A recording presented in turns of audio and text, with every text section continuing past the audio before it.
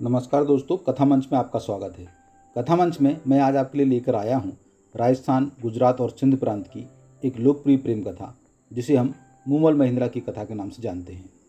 इतिहास और साहित्य में मूमल महेंद्रा की प्रेम कथा का प्रस्तुतिकरण अलग अलग रूप में हुआ है।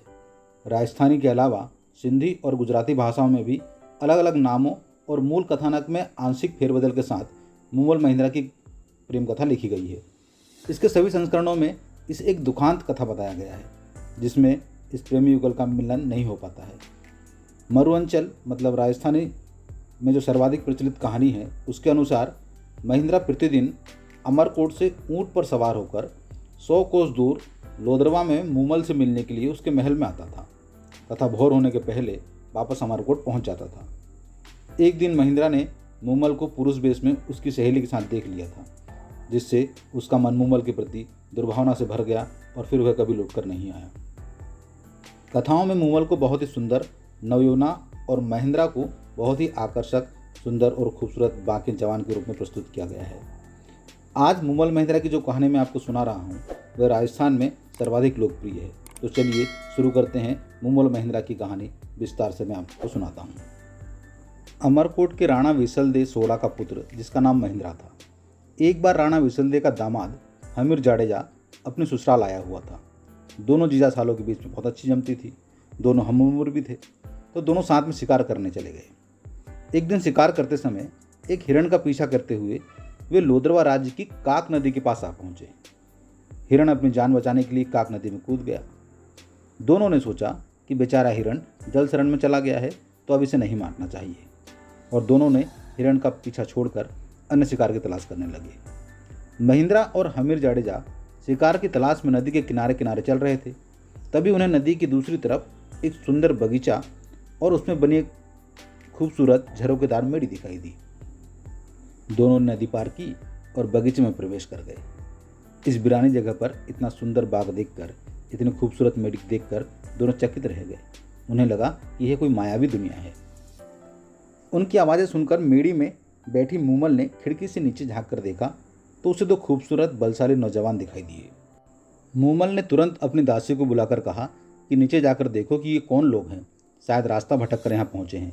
देखने में तो किसी राज परिवार से लगते हैं। इनके रहने खाने का इंतजाम करो और आतिथ्य में कोई कमी न रहे। मूमल के आदेश से नौकरों ने सब कुछ प्रबंध कर दिया। तभी मूमल की एक सहेली ने आकर दोनों का परिचय पूछा। दोनों ने अपना परिचय दिया और प्रतिप्रश्न किया कि ये सुंदर बाग, झरोकेदार मेड़ी किसकी है? हम सब यहाँ किसके मेहमान हैं? मूमल की सहेली कहने लगी, क्या आपने मूमल का नाम नहीं सुना? उसकी चर्चा नहीं सुनी, जो पूरे जैसलमेर में प्रख्यात है, जिसके रूप से यह सारा प्रदेश महक रहा है और जिसके गुणों का बखान यह काक नदी कलकल कर कह रही है। यह सब उसी मूमल का है जो अपनी सहेलियों के साथ यहाँ अकेले ही रहती है। इतना कहकर उसकी सहेली वहाँ से चली गई। कुछ ही देर में मेड़ी से निकलकर एक नाई आया और उसने हमीर जाडेजा और महेंद्रा से कहा कि मूमल ने आप दोनों में से किसी एक को अंदर बुलाया है। महेंद्रा ने पहले हमीर जाडेजा को भेजा। हमीर जैसे ही अंदर चौक में दाखिल हुआ तो देखा कि उसका रास्ता रुके हुए शेर बैठा है और दूसरी तरफ एक भुजंग अजगर बैठा हुआ है। हमीर ने सोचा, जरूर यह मायावी डायन है जो पुरुषों को अपने जाल में फंसाकर मार देती है। वह तुरंत उल्टे पांव वहाँ से वापस भाग निकला और महेंद्रा के पास आ गया, और उसी के पीछे पीछे मूमल की सहेली ने आकर महेंद्रा से कहा कि देखो, यह व्यक्ति तो वापस आ गया, पता नहीं कौन है।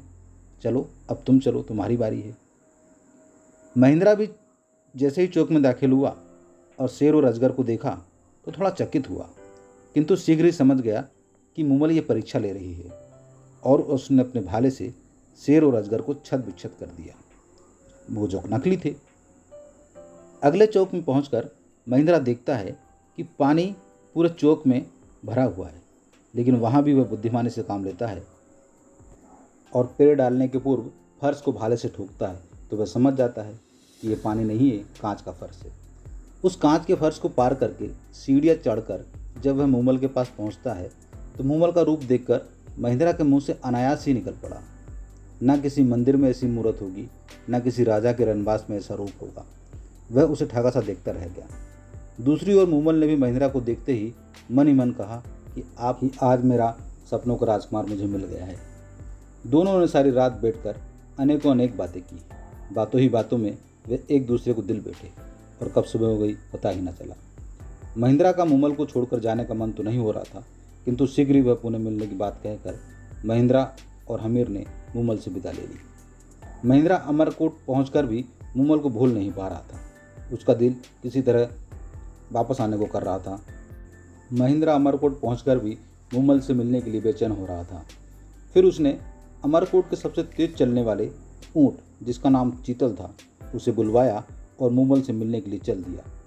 और इस प्रकार महिंद्रा प्रतिदिन रात को मूमल से मिलने उसकी मेड़ी में आता और सुबह होने के पहले ही वापस अमरकोट पहुंच जाता। महिंद्रा विवाहित था। उसकी 7 पत्नियां थीं, ऐसा कहा जाता है। मूमल के पास से वापस आने पर वह सबसे छोटी पत्नी के पास आकर सो जाता था। इस तरह करीब 7-8 महीनों तक यही दिनचर्या चलती रही। बाकी रानियां सोचती थीं कि उस रानी के पास में होगा, उसके पास में होगा। उन्होंने इस पर ध्यान नहीं दिया। इधर जब 7 महीनों के बाद जब 6 पत्नियों से वह नहीं मिला तो सभी 6 पत्नियां छोटी पत्नी के पास पहुंची। तब जाकर भेद खुला कि महिंद्रा रात में अन्य कहीं जाता है। रानियां हैरत में पड़ गई कि ऐसी क्या बात है, ऐसी कौन सी जगह है जहां महिंद्रा रोज रात को जाता है। राजा विशलदेव चतुर व्यक्ति थी और उन्होंने छोटी बहू से पूछा कि जब महिंद्रा वापस आता है तो उसमें क्या कुछ अलग आता है, क्या कुछ अंतर नजर आता है तुम्हें। छोटी बहू ने बताया कि उनके बाल गीले होते हैं। राजा विशलदेव समझ गए कि महिंद्रा काक नदी पार करके जरूर मूमल से मिलने आता है। यह बात सभी बहुओं को भी उसने बता दी। महिंद्रा की पत्नियों ने पता लगा लिया कि वह चीतल ऊँट से रोज मूमल से मिलकर आता है। उन्होंने उस ऊँट के पैर तोड़वा दिए। अब जब महिंद्रा अगले दिन शाम को जब जाने लगा तो देखा कि ऊँट के तो पैर टूटे हुए। उसने तुरंत रायका को बुलाकर चीतल ऊँट की तरह तेज चलने वाला एक दूसरा ऊँट मांगा, लेकिन वैसा और कोई ऊँट वहाँ था नहीं। महिंद्रा बेचैन होने लगा। वह एक सामान्य ऊँट पर ही बैठा और मूमल से मिलने के लिए निकल पड़ा। उधर मूमल महिंद्रा का इंतजार कर रही थी। उसके नियम समय पर जब महिंद्रा नहीं पहुंचा तो वह बेचैन होने लगी। जब पहुंचने में काफ़ी देर हुई तो मूमल अपनी सहेलियों के साथ समय व्यतीत करने के लिए खेल खेलने लगी।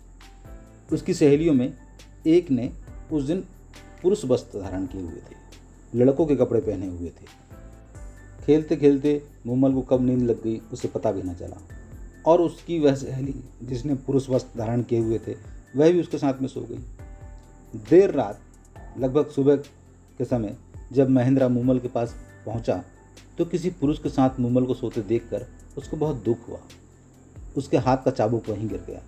वह चुपचाप बिना किसी को कुछ कहे वापस अमरकोट लौट आया।